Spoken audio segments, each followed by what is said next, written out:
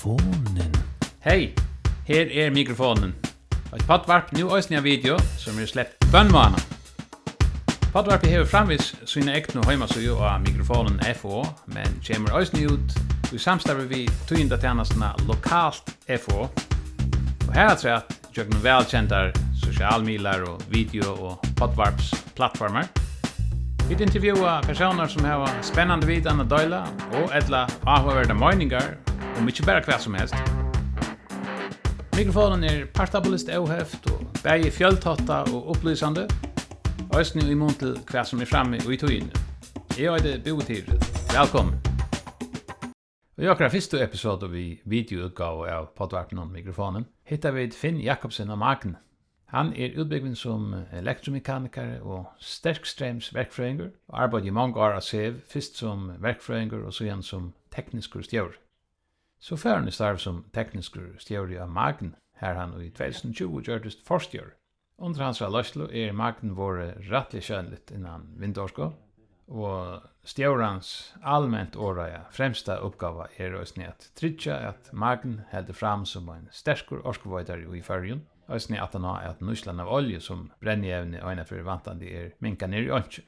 Servicestöjnar färre i framtiden helst att det var flera imisk brännjävne att bjöa äkfören, spår Finn Jakobsen. Och vad vi vill tjänasto tog Magen här fyra stig till att röjna näka nytt för det. Nämligen att det var servicestö öppna allt samtögre alla vikorna. Detta är att när det ska vara kunna få så en kopp av kaffe och kanske köpa också småvis in. Kan möjligen vara vitla flita förjar och ett fett fram som nymötans samfälla. Magenstjauren hever en brännande ahua för orskospårningen och sier östen sin hoksan om ta grön och tillgångna. Om imiskar orskokälter och tojande ätligt mottakas till hesen samband. Bäge tacknliga och inte minst futjarliga. Vi börjar vid att spyrja om hosgott att här var uppe för 20 tjej.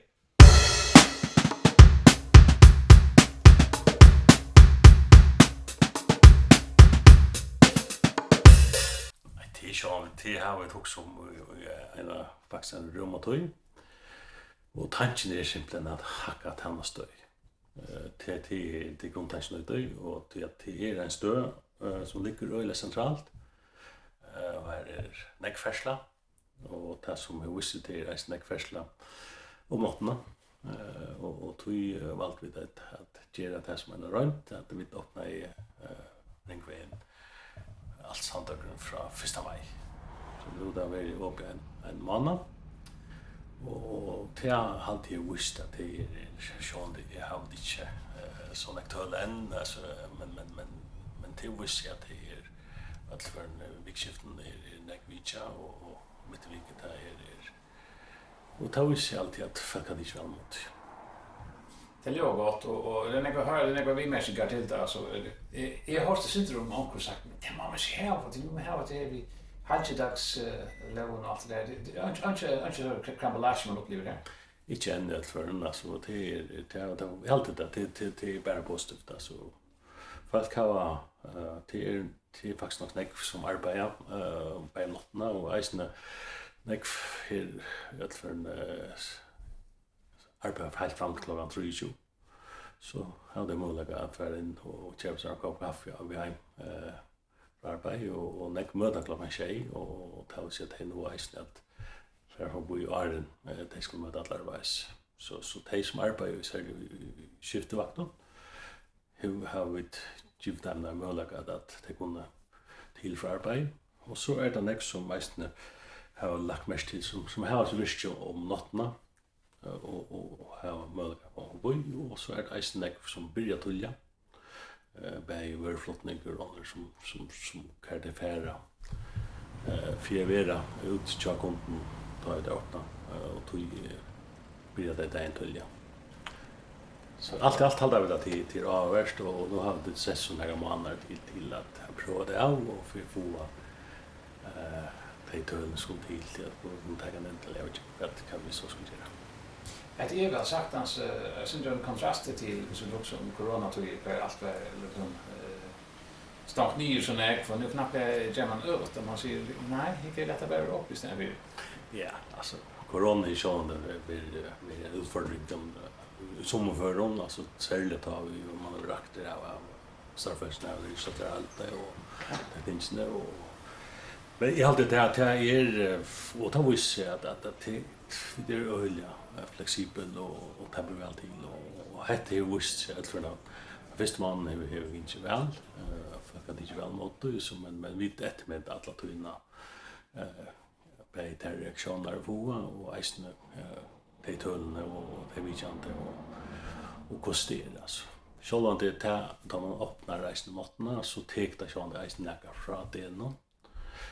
Och det alltid man kan säga att nu pjus folk ska skunda sig är klockan 11 till det vita till uppe så kanske där sista timmarna där minka men så känd att det första man åtna och kanske de som står nästan boja i horna klockan de kommer så ta är så det här som vi för filja vi vi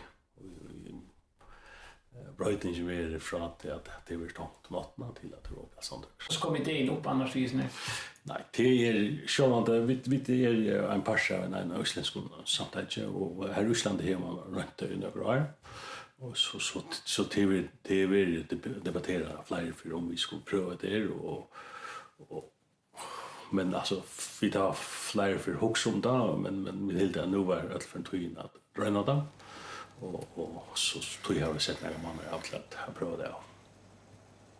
Och skulle man sagt att var det några serier som krautest så lovar man så var undantagslöjde några sort eller nej alltså det är så att vi television kan det väl och till när vi starta handlon och hur kunde ha upp och som skulle fylla av sån reklam och så till tant lårtexten det kan jag väl vilja och äsna vi skit omkring starfälsen vad lön och det inte så att fylla av det time den och så allt vid att det var från första maj. Ja men det var avvars så jag så det för Erika. Annars det var nog snack vi tog in om marken till döms det vi att det kanske var in till chauffören kanske in och ut lite där vad kan man säga nej det alltså vi det pastor av Kjelljon ett börskassat fälla så till begränsat vad man kan uttala sig det är så att allt ska omvis börsen men det här allmänna utmeldingar som är det är att nu är det 19 juni ta kommer som är AHV att köpa mat kommer vi en boje och det är så där som man har sett en professionell till att hantera det tingen och så vill det tillstöv att det är mer är chassi och det att man från Kjelljon så har valt att lägga till att fälla som ett kvigabank till att hantera det tingen för Kjelljon för mark. Vi tar tid näka om det är näka av mittelföringar att nej alltså vi tar slags inblandade utan vi kör det som näsla som fyrtöka så har vi kör framlagt allt det tillfär som vi det bit nummer framlägga till en sort och det har vi så det allvera och annars är vi inte inblandade i köpprocessen. När Kjelljon började det dött för sig själv, Royal Dutch Shell? Nej, alltså det så han är så att Magn är ju det gamla förra Shell. Ja. Och det var så en part av Shell och faktiskt var det dansk Shell som åtte förra Shell. Och dansk Shell var så åtte av hus Shellfällan. Kjelljongur är eisne en part av det gamla, alltså det var det isländska Shell. I gamla tiden och så blev det för några år sedan så blev det avgjort att man sålde det ifrån. Och så Kjelljon blir helt att namnet. Men isländska och ta är Shell spjujas. Nej. Och Magne skiftade namn till Magne i samband med det så vi är sprottna ur Shell och vi har och vi på standard Shell space miljö och andra ting så till öland som stadverk är Shell vi akkurat upp. Men man vet inte om oljan man köper från det om man väl är försäljare alltså.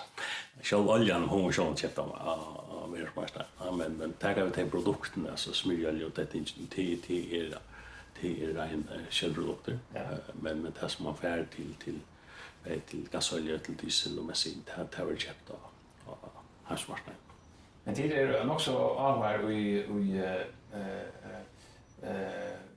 vanlig orskkedjan eller grönare orsk som det vill kalla. Och här är det inte av en tillgång i följen, vinter och annat. Kvärt är tycker att det har vi så löjligt här shit. Ja, mitt nu kan jag se, jag kommer ju från SEO att han är nu som alltså SEO arbete vi orske med vart med Luva och så kommer om här och ta till makten i stöd till att makten i framtiden tar vi sjön 2030 eller tar man kommer här till att vi ska bruka olja mer av landet så inte makts framvisa vara ett orskfälla och att makt kom till det ska vara makt kom till framtiden så det var det som tillträck med sen där skifte om man här och är vi till kunde man vara en så tydlig part av orske vitingen för i nästa framtid. Så vi tar fokuserar särskilt på vindorskarna. Vi tar bjöa på att till utbildning som är värre och vi vunnit det ena uppe i Flatnia. Så vi är nu akkurat vi sista parten av fyrrejsingafasen till affär att börja att sätta där vindmöller upp. Så det som atlan till jag för att göra vägar och fundamenter och länsarbete och allt det så och så tunga komma där med vill sätta upp och så får vi framlägga orsk. Först att vi det framlagt till SEV. Vi innan det så SEV och till tatach. Är det en stor ulle va? Ja, det är omfront miljoner som vi brukar vi hässon och det här har vi så för nya samstarv i Luv som är samverkan nu i Twyfelland. Luv är med större parten tar 3% och vi där 4%. Vad kan man säga om där man har om nu är det en bakgrund innanför SEO och sen så är det också inte förutsättning och ganska något svårare på det men är också ofta man hör ofta en invändning mot vinden och det är att ja men bättre till att gå med det här att årskarna för man kostar man det eller är det stadigt så som man tror att man kan välja få ta det inte vinter utan nästa vinter för man jauna då på några mat för man går till batterien eller något så ska se teknologin här. Ja, det är den stora utfordringen vi vindorsk. Alltså vindorsk kan du kan spela alltså hon är bara till tyr och så att man har några prognoser som säger att det blir och lustigt utfordring så kommer det se några fram. Men du kan inte planlägga en lång tur ska ju inte. Tui är det området, men hiven är det en så stor orskkälte för. Tui är området där man får till altar. Och så tar nästa utfordring till att få henne gömta eller brukta. Och till det som är hänt en stor utveckling och det är också nu flera år om att göra pumpeskipan. Det vill säga man pumpar vatten uppåt i fjällen virkingar och så går man här till åndsvinter. Till den stora gömslotten. Så är det batterier kan gå med det av Sörskaj alltså till så att man fördriva det ut där man gör orskarna. Och här så gör den öle stor utveckling. Det är ju orskegåmslon och isen nu tar alla elbilarna kommer vi kursen batterier så tar vi en öle batterikapacitet på sikt. Som kan vara vid till att gå in till att ta orskarna som framlagt av vintern och så att här var näka att ge out av vintern. Men det som området och det som man har hållit sig vid helt en elskipan hon kan inte bära standa vid torsk. Vindorskan är fin och hon är böjlig och hon kan bita sig vid och ju mer vi utvecklar och ju mer vi brukar ju större part kan vintern vara. Tog området och det som arbetet som säger att man har vattnorsk, man har orskkällreist. Området nu är oljan stadigt en tojan parter, men oljan kommer att vara det som vi kallar back upp och i skipan så är det inte annan så kan man alltid tändra en motor. Och tog är det viktigt att man har en sammansättning av orskekällton så att man kan leverera de orskorna som brukfyr till en kvartal. Nu vi tar som batteri, alltså så också sen du tar med att jag ser att här känner vi att beskriva det nyligen att det blir så några elektriska bilar alltså sen men man har inte ordentligt med kontroll av kan man ska säga vi eller så kommer gamla elektriska bilar. Ja, det är inte per se tycker jag tror men det är mer när som till hur sig också ösnen till det är dina tankar omkring det tingen alltså allt det som du blir som batteri att det är färdigt. Är det en solprojekt eller är det en avgörande? Nej, alltså nej, alltså men man ska ha en mening om det och inte minst myndläggarna må vara fram i skån och säga vad gör vi vet. Det är som bara lätt stanna till. Så ända det blir sannolikt chatla eller en GRF och så för brännstövnar eller få brännstövnar truppläggen vad gör vi vet. Och tog det öl område av myndläggen här en mening om det. Så läs att man tacklar det på förkan. Så man hickar efter vad bilframläggaren gör så vet jag inte allagt time att det framlägga bilar så se hur ser det alltså och där ser man att flera av dem så är det ganska europeiska här var nu se att så snack procentpart av bilen kan återvinnas. Det har sett till aluminium till men batteriparten ju eisen en öliga sammansatt imskun kemikalier och raststoffer och det tingen som batterierna gör det.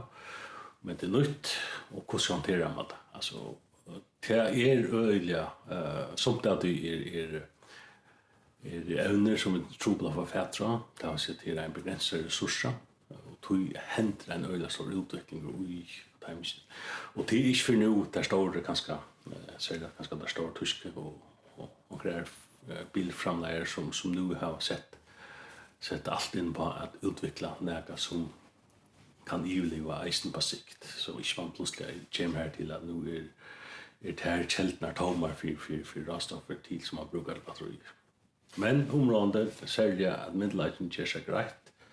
Hver skulle i sin batterien. Det vill säga att biler har kors till han skal, eller han finns skia och det har under räk. Hver skal han så ska han bara pressa samman eller hur det. Och ett som jag också är den här i Tyskland där, ja. Ta över Aberdeen i mitten 8, 9 och 12 cirka. Så var jag också av den stämningen All Energy till döms. Ta ett utställning och konferenser och sånt och så minns jag en framlöv om print. Ja. Att tar tysk och bilframläggaren samma vid om myndlägga och vad det nu är. Fyra gav en sort distributionsplan och så pilotprojekt och man kunde satsa på mynt. Det är väldigt tag så ska 12 räkning i årliga framläggarna.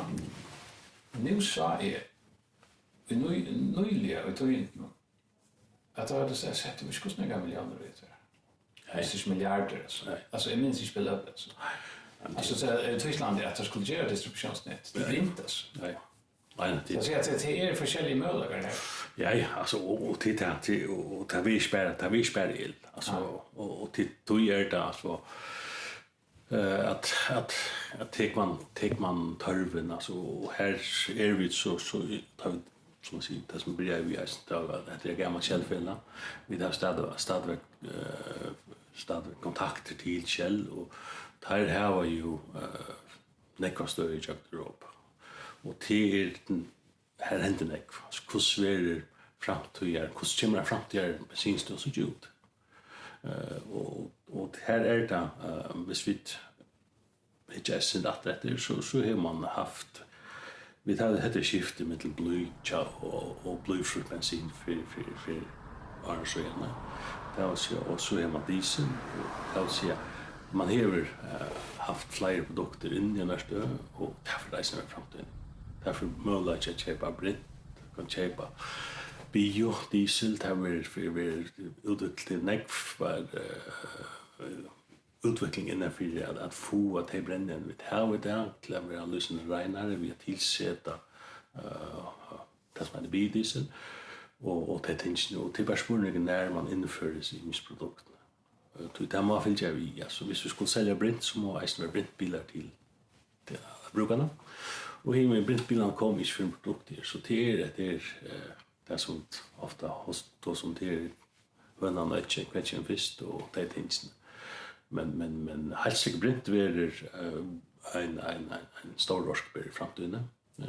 Det ganska dårst enn av framleie brint, men hvis man hever nekve orske, så det mindre orske som man skal gøyma, så eisen en løsning her, man gjør det til brint, og så konverterer det til orskene til det, og så bruker det. Og vi får suttja her reisen at kanskje konkurrensen elbaten. Det et prosjekt som kører akkurat nå, kører ut han baten eventuelt som kører kanskje sikte på brint. Så det får suttja helsik som framtid. Så kanskje de som bruker diesel der, kører nekvar kilometer, de får kanskje ha det får passe bedre til at de kører på brint. De som bare bygger i en by eller kører stått tegner, de får kører på el, så man får så ikke framtiden imiska løsner, alt det hva tørven Så det er naturgas eller biogas og sånne det er noe som man kan søke som driftmiddel til bilar så det. Ja, just særlig til større bilar, altså lastbilar, bussar og det ikke at for den første at man kommer kanskje ut til det helt 100% grønna at det blir test med LNG og flåtande gas og det er eisen med elframlegsland for tider og kanskje fergen til samferdselen middeløtjaner da man hever det som man kallar för punkt till punkt. Så kan man ha tankar vid gas och kajen här och här som man får fyllt av. Det är ganska trubbelt att säga man kan färda i Barentshavet utan olja, men det är tidsspårningar vad framtiden bränner nu är. Men det är flera och helst det är sådana som vi finner väl vad framtiden kör. Så det är som att det är färska kärnkraftverk. Ja. Tan orskan till framlägga metangas eller vad Ja, det mellan det och tar framlägga sin hita och så som går till Perkella i Iran och det kan alltså vara där för att framlägga flåtande gas så att det kan bli en pastor av leveransen alltså. Och till det som är området det är att finna bruka det orskan här vill och omkärna så att hon kan brukas alltså det blir el brint gas eller vad det är också slående i förrän att allt vatten vi där vi omgivna här och att han är arealen i här och så där vatten i fjällen det räknas ut vi det är mitt här och det sagt ju det så en för som är i förrän att ofta när det kommer över vatten i fjällen alltså och så tar man så kör för på AI och såna så vet man det att det är näck man har faktiskt en AI så det vet jag det var fisk då har det näck slukta till att nu har man lagt i vattenårskarna men här är alltså tanken är att det är sagt så till naturligt tanken det är det att ta det räknas så näck man har så näck vatten ta är det man ska möjligt att få utnyttja det skulle man tro Lorsko. Men jag får vatten, jag får en pumpskip alltså det som är uppåt. Det är ganska nog så stort spännande avgörande. Det är negativt också. Ja, alltså och till det alltså nu är det 100 år sedan att första vattenverk kom för Solbattnet. Det alltså bitförgar har känt till att få bruka vattenverken till elframlegsle. Så till nekorrenter och i landen till det. Och himmeln det så att säga att årstiderna är imiskar. Det vill säga att det är sommar kan lite räkna. Det vill säga ta hem då lite framläsla. Och vi har kommer vara imiskar alltså likta vi nekom frost så kommer ut i bridging annat så mycket från vattenläsland. och tog det där mixen mitten och till det som man alla dina ska må hålla sig till det att det här orskskällt med det. Vi tar en ekva vinterfärgen och tog mot det gagnytas så skilla gott som möjligt. Men vi kunde inte bara fullständigt avtarna sitt upp. Det må vara kilo. Vi tar en ekva ström i fyren tjocka. Och här är eisne Värskatland att man se att få orskna på strömmen med Västman och sånt där. Och så är solen, hon kan bidra med ökron. Och här är det särliga vattnorskan som förleverar det centrala och ut i att färman en välvirkande punktskipa. Så är det fast lite, ska man lite vatten, 100 meter, 200 meter på fjällen, det kostar reisende.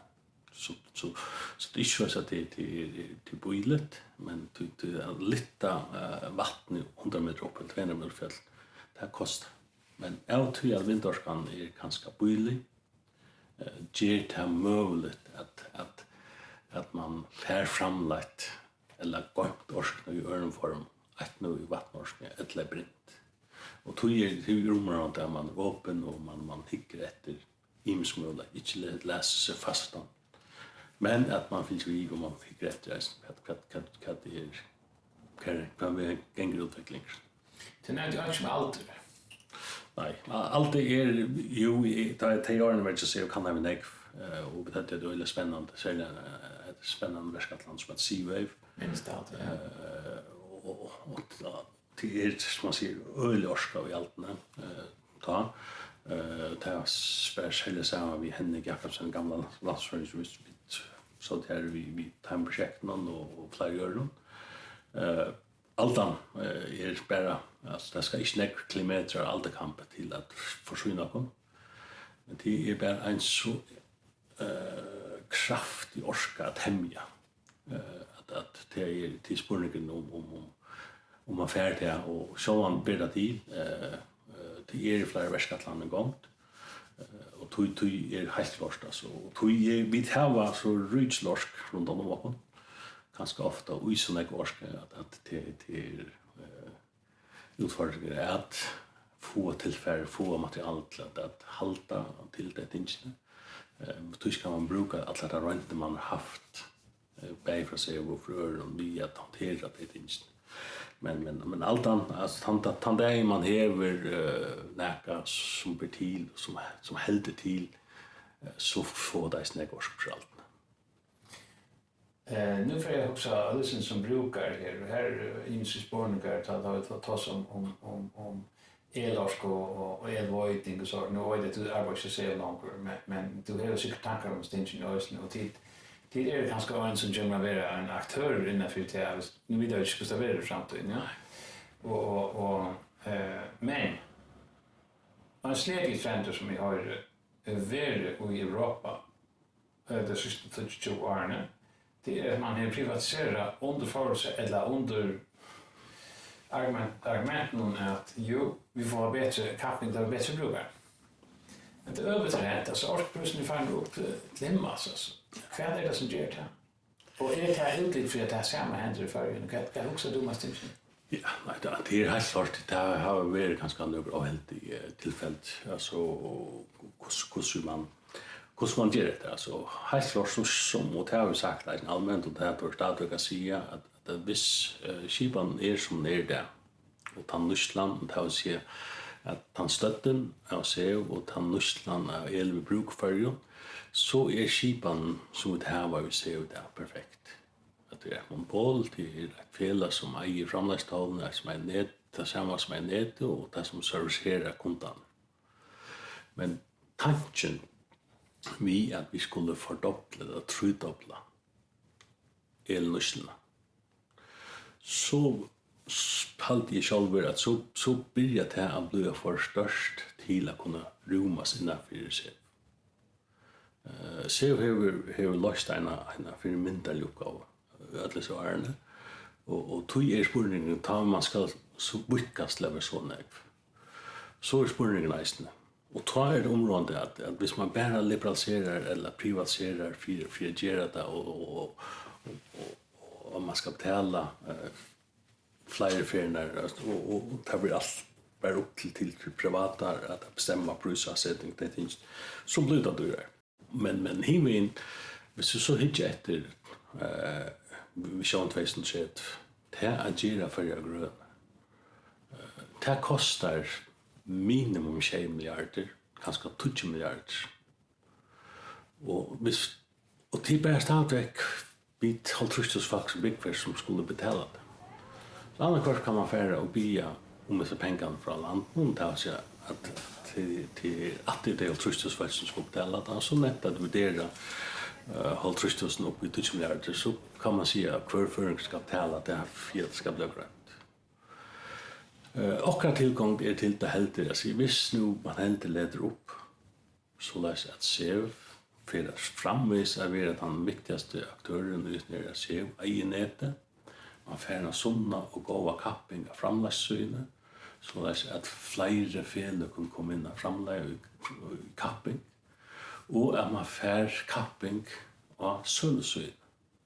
Så läser att och det som vi tog sig till att hans reimer som vi framlägger av åkara miljon kommer vi sälja till åkara kunder. Så fär man tanten av mitchen som ska till. Och det är sådant en begränsad marknad och det ska det vara kilo. Men vi har sett det. Alltså vi har sett det i flera öron som slåfärslan. SAS och Lantic där kappast. Och vi har sett det i tryggningar vid skiften. Vi har sett det i telefon vid skiften. Ta för till det och kall och Noema och allt äter det. Ta det kappast. Prisen är kanske där som, kanske men det är för nyer, men det är nästan det finns inte andra produkter. Och tog är det ska man inte vara vänlig för det, men himmen är det öl områdande där så sitter och hittar eller det sitter hittar nu vet du hur man ska sunderskilja sig.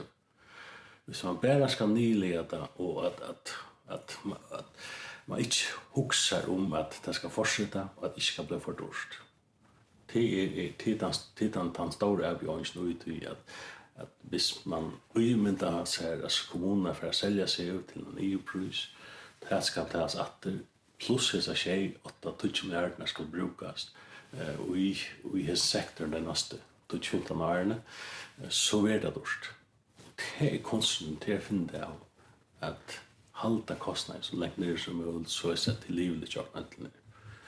Det är en stor part av årskonøstlene, det är ju vinnan som brukar Anna och betala det. Och så är den stora parten till och i det är ju med parten av upphittningen är vi alla. Och det är det som ska konverteras. Är det orolig om att det kan bli en politisk ofri omkring att vi har liberaliserat elmarknaden? Nej, det är slett spänsten. Alltså, tog att man gör det som matar vara skil. Alltså, tog att himmen, hvis det inte är skil, så syns det bara på en väg. Så är det mörkt eller kallt, eller det är inte. Så det är så mycket vitalt för det förska samhället att det har tillträck här till skiparna på politiska och ämbetsverk att man får inte att göra något som inte är halvgott. Halvbart och tog färda ver men det som man kanske kan vara losing bench för det är att man inte tårer att göra lösningar så att det blir till. Det har sett här är för en kompromisser till att man ska få den flexibiliteten som är till att det ska bli till. Det är att det är kanske en 18,000 oljeföringar i landet nu det. Visst det skulle ju konverteras till hittapumper eller fjärrhita eller andra ting och ta fer man in helt alltså in chatland chatland och ta sig till näka som för en familj för en husägare må ta stöv till och ta sig till samsons är det väljarna politiker som bestämmer så det blir ju ofta såna kostnader tåra vid eller kostnader ska man lägga och är det betraktat som skatter eller kostnader inte. Det kan man ganska eller det är ganska synder. Det är ganska så politiska risker här. Ja, åtolna linte till ofta att det händer för lite, det händer för det gäng för sent och det inte och man ser riktigt sucha det framskritt i forhold til televisioner som politiker har Men himen, alltså det tänker och vi tar ju Eisen efter mark, vi köpte ju dem en part av dem som är några att förra dina för hitta lösningar, vi fjärrhita eller vi järhita och vi hitta pumpen och tanken så här finns jag ett Eisen vi och är klar till ta det stora boom över ta man fyra kvarter. Hur ser annars för kappingen här är flera marknader och det hushållne så varm till hushållne och dejtingene. Ja. Här är mer vidans två aktörer största till tid och FO och så är det bilarna tar det på samma sätt till tid som här tar för stora som här marknaden så är det så cirka 50-50 eller hur ser det? Ja, det är helt alltså och det är inte skiftet näka men det är helt det är en dubbelmarknad som är ett tvåbyte alltså. Ja. Och det är inte optimala för capping men vi får att för en typ bättre än monopol. Ja. Och färs ut och hinner alltså så ta som hit sätter som marknaden till här är så upp att det flera och det är området där man fär Eisen termekanismer till att börja till så att här lossnar som vi har gjort att här halta. Det är att skulle göra och skifta alla så hita skipan och då ska man vara säker vi tar tänkt man gör att Eisen att det ligger vi tar ju för haft nu runt vi alla för kunna jag har så här och till när kan man släcka huxar om man skruvar för det här vatten och så är det hett vatten här och det är hett vatten eller det hit i radiatorn och det kommer en service runner från var eller kicket och så kommer en tankabilder av fylltanka och mega last och det är inte och det är som vi skulle få en vi och i tarnutskipan alltså det är väl alltså en risiko är att tandstabiliteten alltså klarar man att bevara han alltså nu att det är så väl fungerande tekniskt och väl inarbetat och anslinger i vassen och nu får man skifta knappen så långt cheta så liberalt kan man vänja för ja. Ja, och må atlas ting alltså bäj speech regelger och det ting allt det som men det fyller ju väl vi och vi det är också största apparat som ska fylla vi och som ska ge efter synk på kramat. Ja, det kommer ju så så tog jag det är spännande alltså och det är och tog en gång kött alltså 2030 nu bara nu kör efter och det är man stadigt spelar den alltså det är enkelt för sig vi tog hvis man ska hålla sig till målsättningen men hiven alltså om det blir 2030 eller 35 till är inte den stora skillnaden mest viktigt att det är att ta i man för gott och ta i kavlage blir rutla alltså ta mamman blir säker ut att det som vi görs Eisen från landsens så ju från lite kan från embassversion och från alla de instanserna som är mer avvisning man vet kan kosten är akkurat så det fungerar ja. Ja men räknar det så vi att tycker fel är marknaden för bil eller avskottelbilarna. Jag tar för östen göra servicestationen här till östen för det här var uppe för stämma. Ja, det tycker vi alltså till helt naturligt alltså att under jetter och finns vi och kommer vi så in och kastet alltså det är helt naturligt och det tar vi som det väl motor och tog det som ger spännande och den mission och det är att man har några kapacitet och man har några att bjöa och ta sig alltså ett spår ner och han bra det kanske säger att det är unga som kanske brukar sen något av det man men hiven brightest Eisen arbetsmarknaden och närmare och flexibilitet och vi är tänkt att kurser vi kanske flera som arbetar och det någon arbetar kanske i en nära 2 år sedan en mitt är här i Färjön och tar sig till det blir så otroligt mycket mer flexibelt och öppet och det är inte så bundet långt. Då jag var vuxen upp, då var det ju och lortade tøyna mitt. Det skulle være frier, man lortade det, og det var at han nødkjørsstremer som var. Og det her tykker vi at de aller fleste, de lortade det ikke utvarsning, det er få av øremed. De lortade ganske utvarsning, kjøkkenen, telefonen eller andre ting, men og det er det som vi suttet alltid, det brøytest. Og det er det som vi regner bare at tillegge og at jeg kom noen til best service vi kunne. Onkel säger för några år sedan, jag vill säga att det kanske är som att det finns 20 år sedan. Ja, men det kan ju bli till havn. Det blir nog så mer metropolitanskt alla vägar alltså några kaféer och där är internationella stöder det är kanske ännu ett steg alone att han vet att det är mer tjänster. Ja, jag har gjort det så. Och nu så Eisentunneln är alltså jag säger att det är bara ett kvarter kvar runt av garden nästan det så det blir en par sträv och så. Akkurat. Samtidigt kommer på i. Ta sina grejer här och så ja.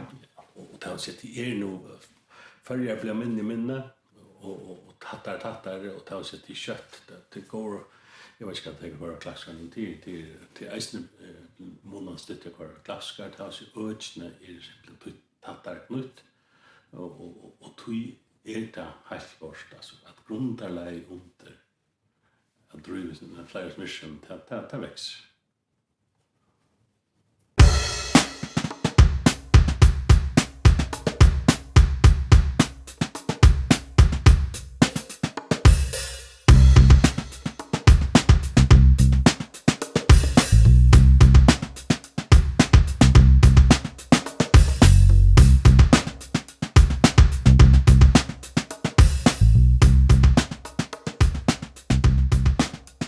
Hetta var så tar vi tatt og i mikrofonen av hæsson sinne. Lånande finget i nekkborsjord. Takk for at du lurte av. Vi var atrom og en av